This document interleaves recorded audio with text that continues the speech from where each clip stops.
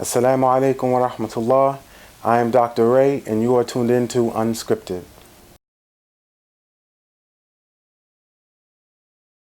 Alhamdulillah, today I just wanted to share a few thoughts on the idea of the importance of not harming yourself twice.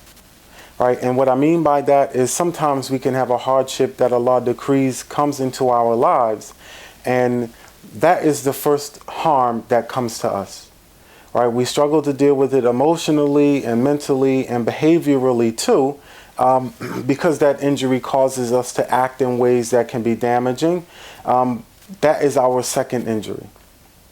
And what I mean by that is sometimes when Allah decrees a hardship come into your life, you yourself then turn around and say very negative things to yourself, or do very negative things to yourself, or act in a way around other people that's harmful, that has negative consequences upon you. The one thing specifically I wanted to say about that today, inshallah, is the idea that in counseling, a lot of times I'll work with people on an issue that's been in their life for years. 4 years, 5 years, 10 years, so long as they have been a young adult or what have you. And alhamdulillah, we'll make a lot of progress with one another in our work together. And the moment that people start to emerge, from the darkness of the hardship that's been affecting them, one of the things that they do, which sometimes is more harmful and gets in the way of their progress, is then to mourn all of the time that they might have lost dealing with the hardship or not coping with it effectively. I'm dealing with depression for years, I'm dealing with anxiety for years, I'm dealing with low self-esteem for years, and alhamdulillah, I've started to come out of it. And what I do once I start to come out of it is not necessarily be happy that I've emerged from it, not necessarily to realize Allah's favor in the way that He's worked very slowly in your life to bring this about. But what you do is you look back on all of the time and say, I wish I had, or I would like to have had, or I'm upset with myself over one thing or another. I've wasted all of this time. That's another way in which we injure ourselves. Because what you're doing is you're slowing down the progress that you're making, alhamdulillah, because Allah has brought you out of that place. Now, instead of continuing to move forward, we're looking back. And in our looking back, we find ourselves to be blameworthy. So alhamdulillah, I wanted to share these thoughts with you to help you, to guide you, to encourage you, and to remind myself and you as well about the importance of making sure that we recognize that when Allah has blessed you to come out of a hardship, the only reason we should be looking back, the only thing that it would be helpful to do with what we're looking back at, is to understand how we're going to grow from it, number one. And then number two, inshallah, how we're going to protect ourselves from falling back into that place going forward in the future.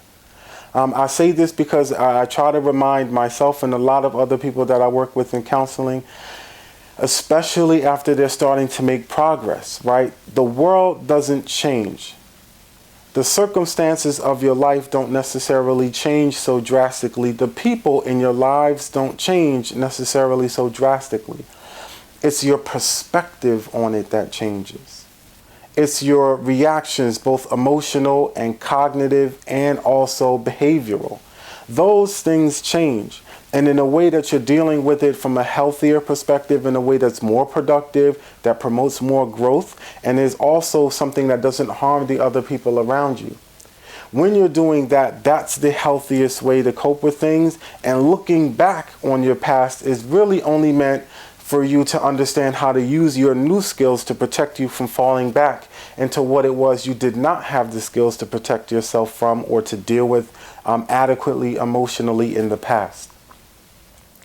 Alhamdulillah, be mindful of this, because I've said in another message that the messages that you give yourself, the things that you tell yourself, the narrative, the internal story that you're telling yourself, the negative things that you say about yourself when you're dealing with whatever it is that you're dealing with, can have that second impact.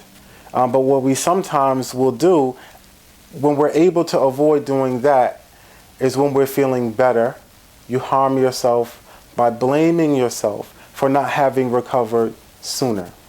Remember that Allah subhanahu wa ta'ala, He decrees hardships in your lives so that you might turn to Him, so that you don't turn your back on Him, so that you become closer to Him, so that you try to understand whatever it is that He's willed into your life as a means of growing. Because it might be that Allah has decreed some hardship in your life so that you can be better prepared for whatever is coming to you in your future. And when you're doing that, to be mindful when you emerge from whatever that hardship is, that the emergence from it is also a benefit from Allah subhanahu wa ta'ala. It means that whatever it is that you were meant to learn, inshallah, it should be over, and that you should now be in a better place to start to implement whatever it is that you have learned through your efforts, through your work, through your effort and energy in overcoming whatever hardship it is, inshallah, that you have been going through. So remember that you have to be your own best friend and not necessarily your worst enemy, because no one knows how to hurt you emotionally like you do. No one knows your fears, no one knows your insecurities like you do except for Allah subhanahu wa ta'ala. And in saying that, I remind myself and I remind my clients sometimes in counseling too, especially when we're looking at ways in which people are hard on themselves. If I were to say the things to you that you say to yourself, would you let me? And if your answer to that is no, then the question is, so what do you think the impact has on you, the impact is on you when you're saying and doing these things to yourself and it remains unchecked? Because if I'm the one saying it to you, sometimes you can challenge me. Sometimes you can argue back against me, or you can tell me that it's wrong, or you don't like what I'm doing. And sometimes you can avoid me.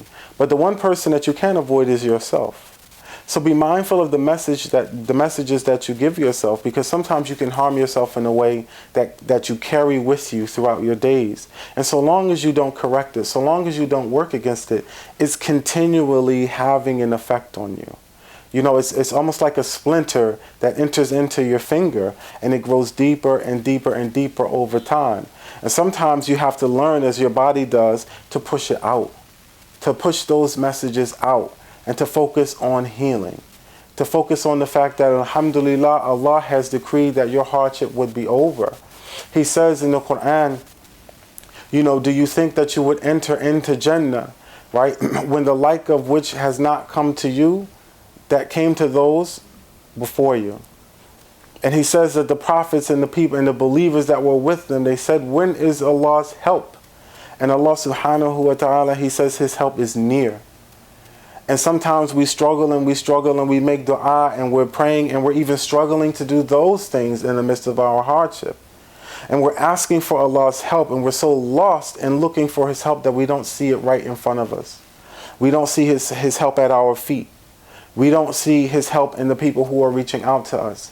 We don't see His help in our families beginning to change their ways. We don't see His help in sometimes us becoming emotionally and mentally better through our own efforts, or sometimes with the support of someone else. And I'm saying that because, again, when Allah helps us out of a situation, instead of rejoicing at the help that we've received, we turn back and we look on all that we have lost. And remember that Allah subhanahu wa ta'ala has sent a tremendous gain to you. How do you focus on that gain? How do you build on that gain? And how do you use that gain to strengthen your own selves?